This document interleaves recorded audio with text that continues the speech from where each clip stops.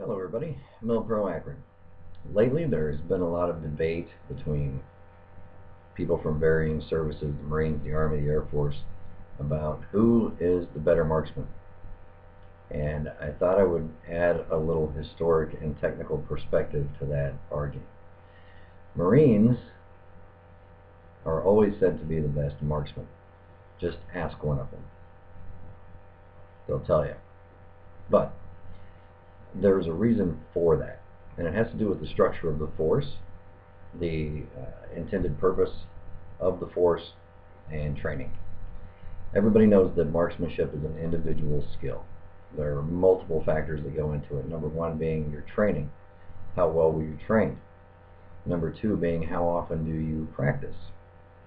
And how much trigger time do you get behind that gun? Well, for some numbers in this debate, let me explain to you that the United States Army has over 1 million people, and that's about 550,000 active duty and another 500,000 in Reserve and National Guard. The Marine Corps is only 200,000 people roughly. It fluctuates 195,000, 202,000, but it's usually around 200,000 personnel. In the old days, I don't know if this is still true. I haven't looked up any modern figures, but I'll do the old fella thing, like back in the day.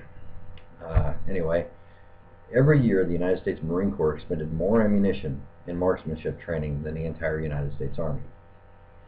And that's why they're the best marksmen.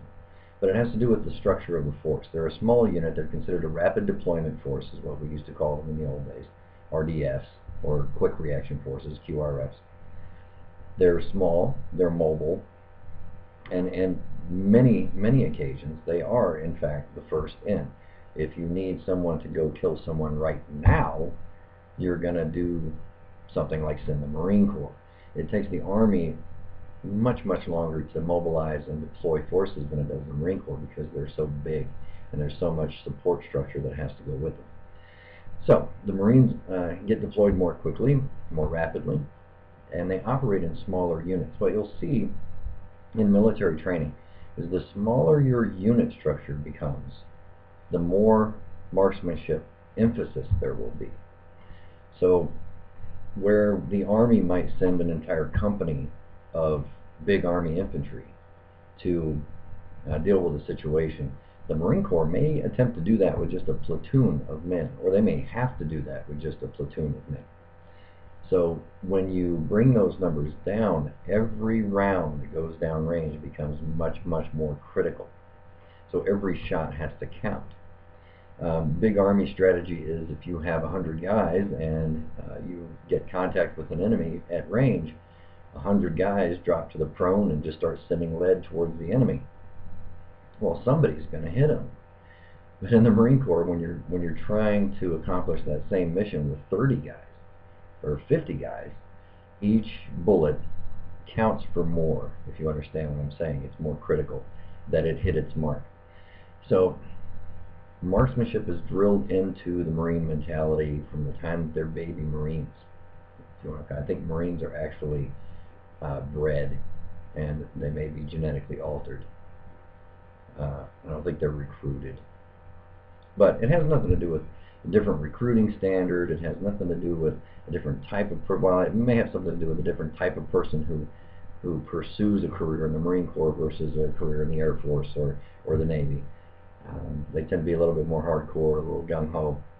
But they're the same people. They're just trained differently. And the emphasis on marksmanship is more intensive in the Marine Corps.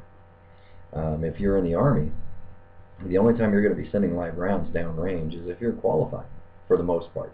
You may be lucky enough during pre-mobilization or something like that to get in an additional qualification.